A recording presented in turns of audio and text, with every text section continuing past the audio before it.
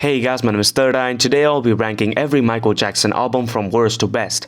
And yes, for my veteran subscribers, this is actually a short I made a while ago that was quite successful, and ever since it got the recognition that it did, there's been many of you asking me to extend my ranking into a full video, as to explain the points I made regarding every album. Additionally, the choice of certain records in certain places caused a bit of controversy, so I hope that my decisions come across clearer this time. But before we go any further, make sure you subscribe to my channel if you like my videos, and if you have any idea for a future video about music, comment it down below. And trigger warning for some of you, I will only be ranking his adult records, not the ones he made with Motown as a teenager, neither greatest hits albums nor other types of compilations. This in exception of his two full-length posthumous albums, Michael and Xscape. Well, speaking of the devil, his worst is unfortunately the first posthumous album released under his name, Michael, and I'm phrasing it this way because Michael would have definitely not approved this record if alive, because there's honestly so much room for improvement here. Without the 3 fake tracks originally included, which you all know and have heard about a million times already, it runs with only 7 tracks, and let me tell you that this short selection does right away make it not feel like an MJ record at all. But length aside, let's talk production. Most of these songs were remixed to make them sound modern and cutting edge at the time of their release, which is a controversial decision, but as I stated in this video, a fair thing as long as it's done respectfully and right in my opinion. Yet I doubt that that's the case for this record, or at least part of it. The track Hollywood Tonight, which is undoubtedly the most powerful track and meaning of the album, is absolutely ruined by the production. The vocals are edited, they sound thick and unnatural compared to the original demo, a perfect track in my opinion, plus a few lines related to child abuse and prostitution, which is exactly what this song criticizes, are censored. And that's not the only thing I dislike when it comes to production. The track Hold My Hand, a potentially beautiful and meaningful ballad, is ruined by Aiken's annoying autotune vocals that also cover up most of the track, not letting Michael shine and do his thing.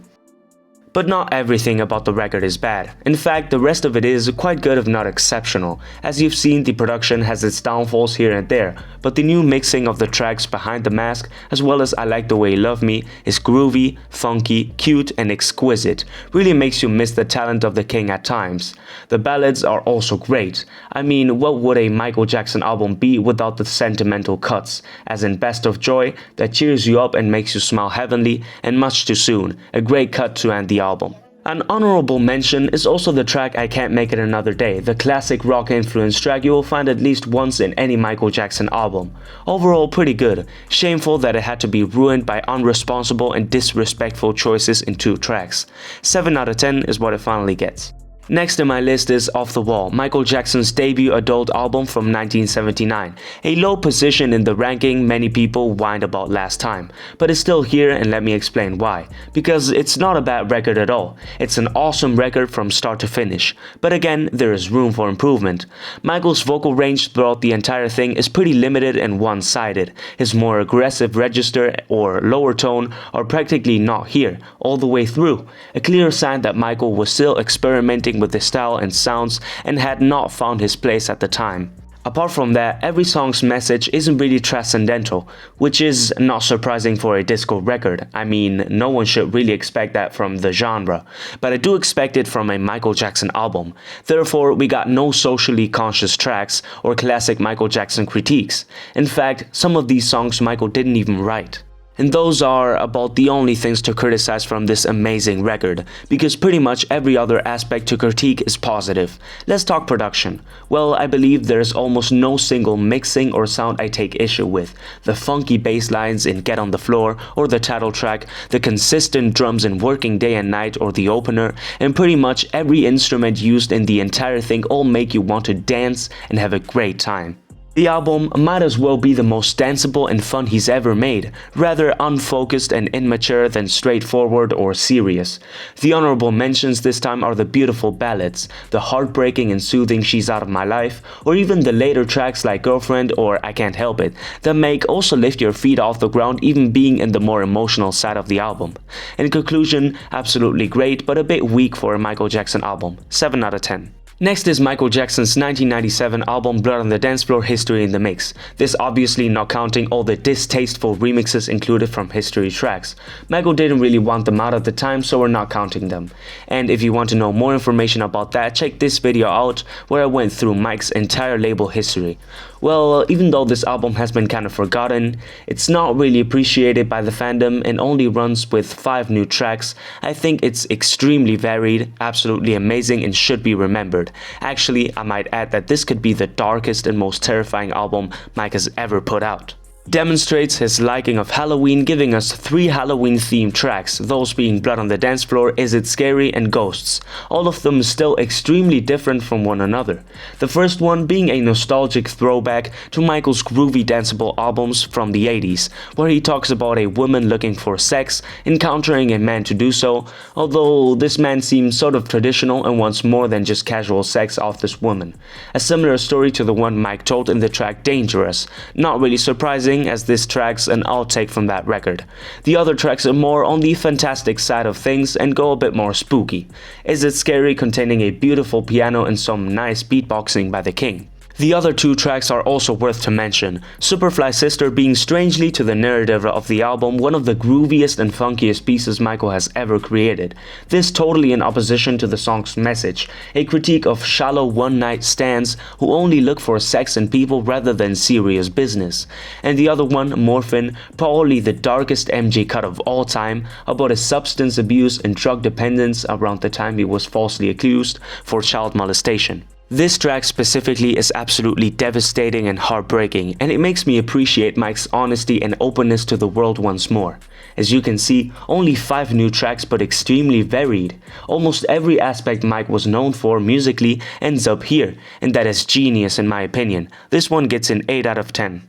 Next is Michael Jackson's second posthumous release, Xscape, which practically succeeds everywhere its predecessor failed. The modern production is absolutely incredible and a great choice as well, as when I'm hearing the album I feel like I'm exactly listening to what Michael would have sounded like in the 2010s if he were still alive. This because he always liked to have the most forward-thinking and cutting-edge producers on board, exactly those that put together this incredible body of work. And that shameless censoring we saw earlier on is now totally reversed, as we get the most powerful songs and meaning we could have ever got, those being for example the title track, in which Michael gives personal confessions about his desire to escape from media pressure and hide his public persona, Slave to the Rhythm, metaphorically referring to the abuse and sexism of a helpless woman by the hands of a delusional man, and Do You Know Where Your Children Are, an exposition of child abuse and prostitution in the US. And those are not the only lyrically strong moments of the record.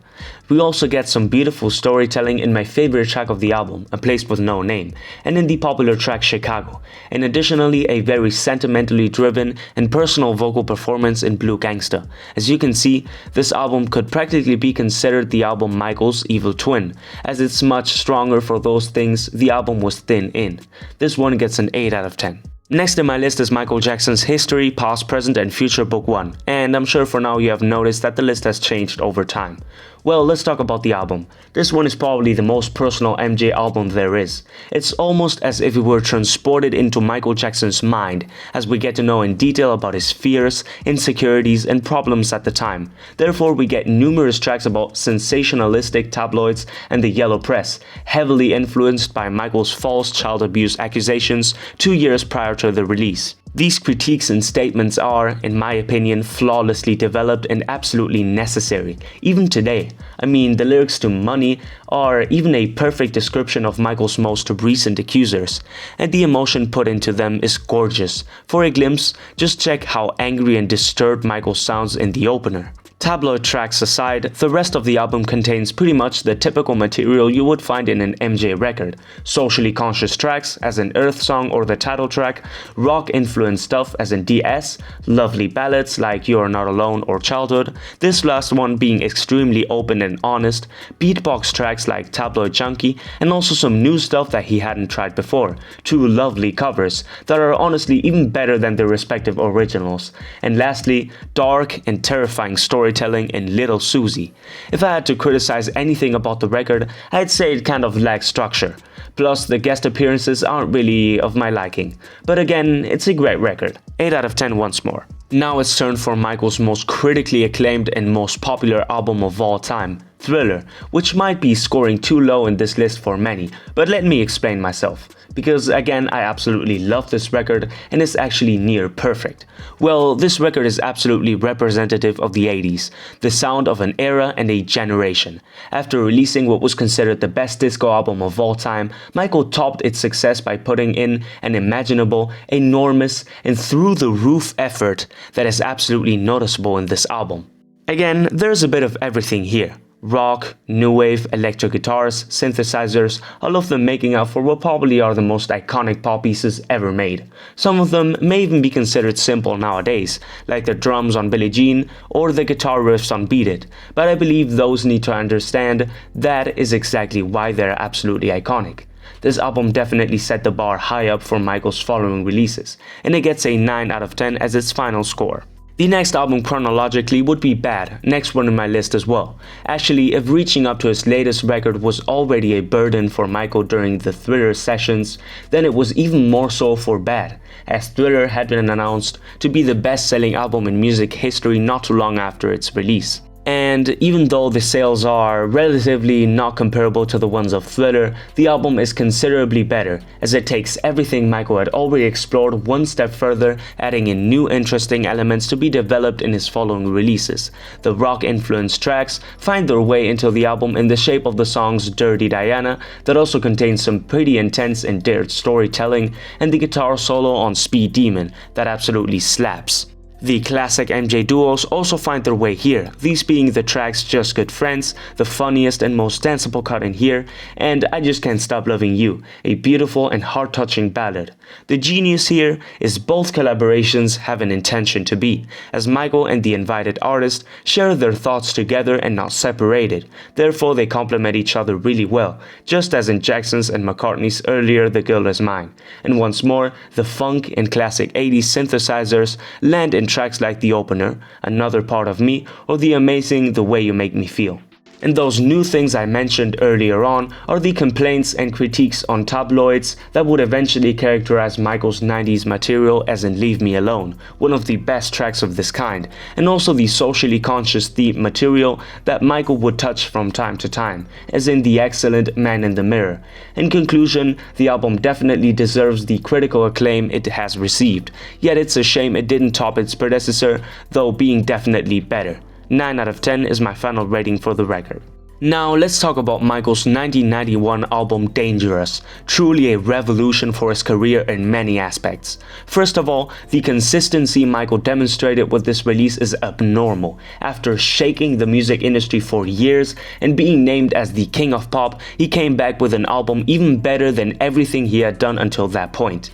The primal characteristic of this album is the incredibly complex and careful production that was getting trendy around the beginning of the 90s and that Michael definitely took to the next level, much in tracks like Remember the Time or She Drives Me Wild, that directly present a fresh new style and sound for Michael, introducing a new decade of music.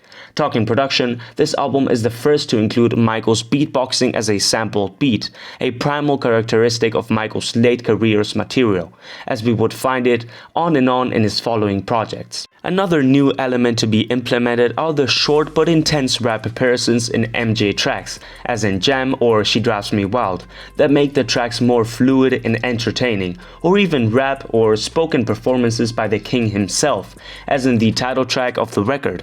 And there are more things to mention. Michael's openness is one of them, too, as in the track In the Closet, he dared to describe sexual affairs for the first time ever, and even jumped into new genres like soul in the track Keep the Faith, the most motivating and vocally intense cut in here. And once more, the classic elements Michael would always include in his albums. Rock influences in the tracks Black or White and Give In To Me, very powerful tracks if you ask me. Social consciousness, as in the media critique Why You Wanna Trip On Me, Heal the World, a call for worldwide kindness and mutual help, and the before mentioned Black or White, a fight against racism of all kinds. And finally, the ballads, the beautiful ballads, sometimes really personal, dark and devastating, as in Who Is It, that has also got the most sentimental vocal performance out of the entire album, or sometimes sweet and reflective, as in Gone Too Soon.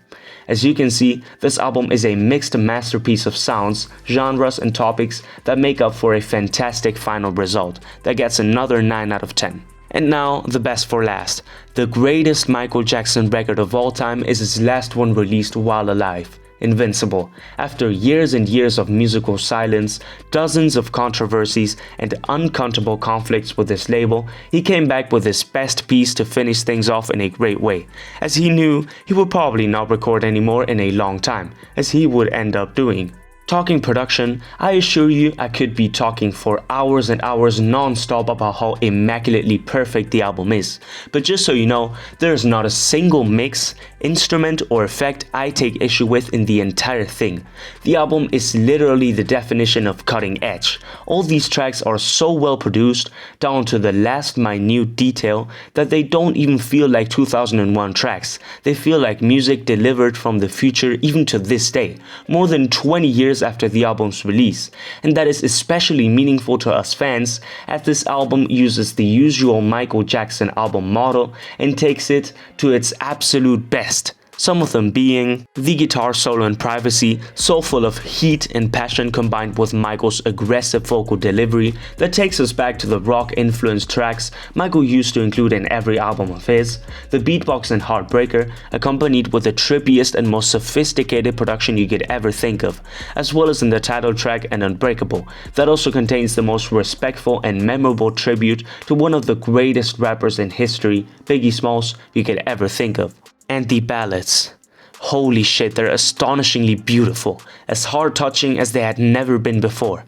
Michael starts off this catalog with Break of Dawn, soothing, calming, and incredibly personal and dared in consideration of its explicit material.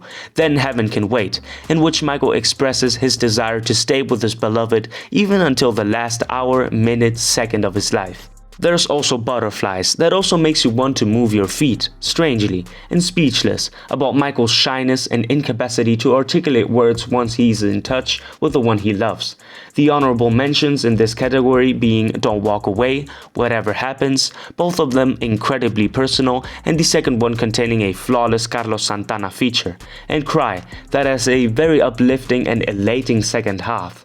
But my favorite is definitely You Are My Life, especially meaningful considering this piece was dedicated to no other than his children.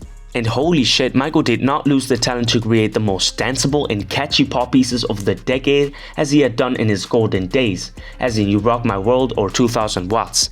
And look, for those who don't appreciate Michael's vocal delivery throughout the record, there are loads of things you're missing out there in the music industry. His delivery is absolutely meaningful, heart-touching, and appropriate for the emotions he wants to express. Not to mention that we get to hear his lowest vocal abilities as in 2000 Watts or his highest register in Butterflies, both in the same record. Well, as stated, Invincible is his best album and it gets a 10 all day, 10 out of 10 baby. I hope you guys don't kill me like last time. What about your list? Let me know and let others do too. Let's have a respectful discussion about this. As for now, this was all there was to say from my part. Until next time, bye, see you around.